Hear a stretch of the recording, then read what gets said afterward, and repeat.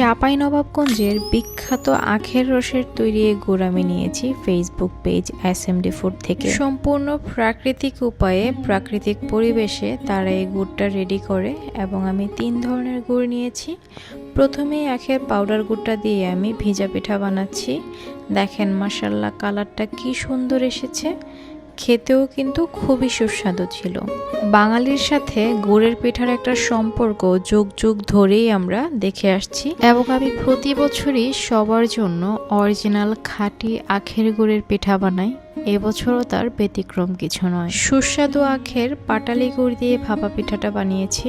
এটার টেস্টটা খুবই সুস্বাদু ছিল এবং এই গুড়গুলো দিয়ে কিন্তু আরও অনেক ধরনের পিঠা বানানো যায়। আপনারা চাইলে আপনাদের পছন্দ মতো যে কোনো পিঠা বানাতে পারেন।